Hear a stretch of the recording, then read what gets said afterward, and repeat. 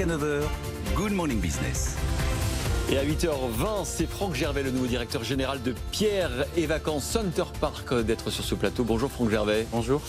Pas une année facile, vous êtes arrivé dans le groupe il y a quelques mois avec un drôle de contexte, une drôle de situation que vous gérez. D'ailleurs, en annonçant l'ouverture de 3/4 de vos résidences en France, les 47 résidences situées dans 24 stations de montagne, ça sera effectif à partir de samedi. Pourquoi avez-vous décidé d'ouvrir ? On a écouté nos clients et on a voulu les servir dans leur soif de vacances, de bol d'air.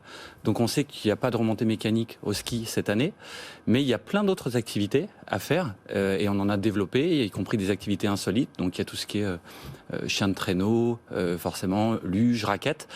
Et donc on a vu une demande qui croissait, notamment depuis l'annonce du fait qu'il n'y aurait pas de confinement. Ouais. Et donc on a pris le pari de l'audace. Les réservations augmentent là ? Et on a eu x2 le week-end dernier en termes de réservations par rapport au week-end d'avant. Et donc on voit que ça monte, ça ne rattrapera pas ce qui n'a pas été réservé dans les semaines précédentes. Et on n'aura jamais le même volume de réservations qu'on aurait eu l'an passé. Par exemple, là, pour la première semaine de Paris, la semaine prochaine, vous aurez quel taux de remplissage ? Alors nous, ce qu'on souhaite sur nos 47 résidences, c'est avoir à peu près 30% de taux d'occupation. C'est ce qu'on vise. C'est modeste hein, pour la haute saison. Hein, mais... C'est modeste, mais je pense que ça fait partie de notre rôle de leader de l'hébergement en montagne, de montrer l'exemple, de prendre des risques et de dire aux Français, on est là, non seulement à la montagne, mais aussi proche de la mer, puisqu'il y a toutes les résidences le long de la mer, du littoral. Ça peut être Deauville, ça peut être la Bretagne. Et que vous avez aussi ouvert. Qu'on a ouvert. Et 3/4 des réservations, 3/4 de ce que regardent nos clients, c'est sur les zones justement de mer en ce moment. Bon, et c'est vrai que les Français, et je pense que c'est ce que le président de la République a voulu prendre en compte, ont besoin là de bouger un peu. Est-ce qu'on peut leur garantir toute la sécurité sanitaire nécessaire ? Est-ce que vous considérez que cette bouffée d'oxygène était raisonnable ? D'un point de vue sanitaire. D'un point de vue sanitaire, il y a le point de vue moral et le point de vue sanitaire. D'un point de vue moral, on voit que les gens n'en peuvent plus de faire des achats sur le web.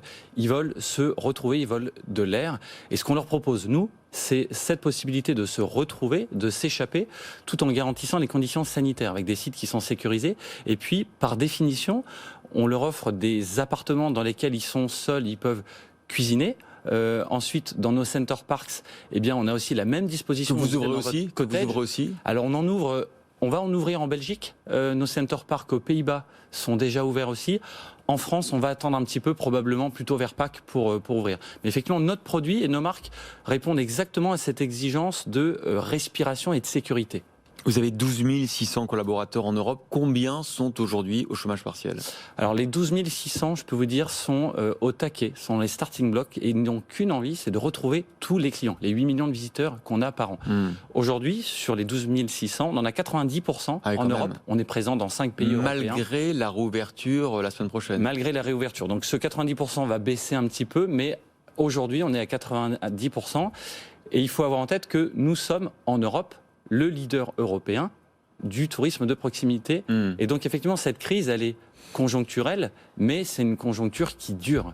Comment va Pierre et Vacances ? Parce que j'ai vu que vous avez fait un gros PGE, 240 millions d'euros dans mon souvenir, et surtout que vous aviez demandé à tous vos créanciers de se réunir autour d'une table à l'amiable et de rééchelonner en fait vos engagements. Il y avait urgence à faire ça ? Alors, le secteur du tourisme, il est touché de plein fouet.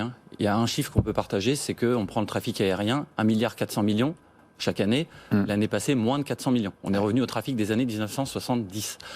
Quand nous, pour le groupe Pierre et Vacances, sur 12 mois, on va bientôt marquer les 12 mois de Covid.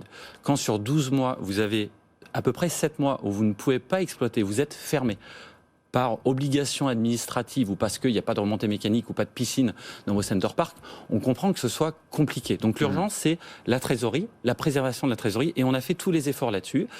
L'État a joué son rôle avec ce prêt garanti qu'il nous a octroyé.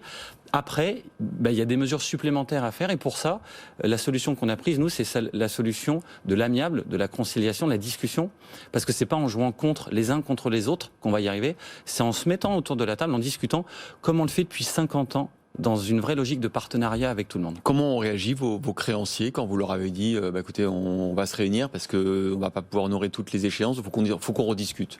Vous savez, je pense que tous les gens comprennent cette situation-là, ils nous font confiance parce qu'on l'a montré avant le Covid. On a toujours honoré l'ensemble de nos obligations. Là, on est face à quelque chose qui nous échappe à tout un secteur. Et donc, je crois qu'il y a une vraie envie de dire on va s'en sortir ensemble. Et la vraie solution, on la connaît, c'est que tout réouvre le plus rapidement possible, parce que dans ce cas-là, et on l'a vu l'été passé, on a eu une croissance de 10% par rapport à l'été 2019. Il y a un vrai appétit par rapport à nos produits. Oui, mais Franck Gervais, n'empêche que ça fait 9 ans que Pierre et Vacances ne dégage pas de résultats positifs, en tout cas opérationnels. Enfin si, opérationnels vous avez retrouvé, mais en tout cas de résultats nets, parce qu'il y a sans doute la dette, les frais, etc. Donc vous êtes en perte depuis 9 ans. Comment vous allez faire pour sortir de cette ornière ?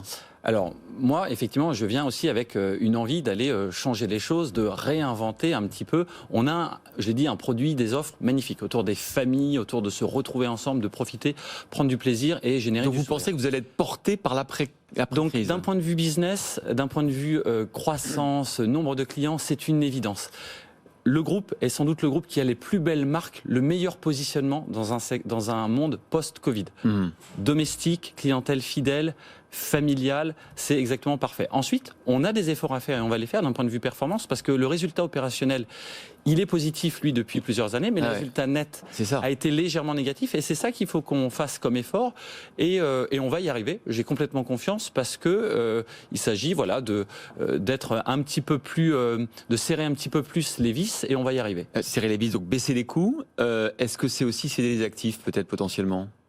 On s'interdit rien aujourd'hui, mais c'est pas à l'ordre du jour de céder des actifs, clairement.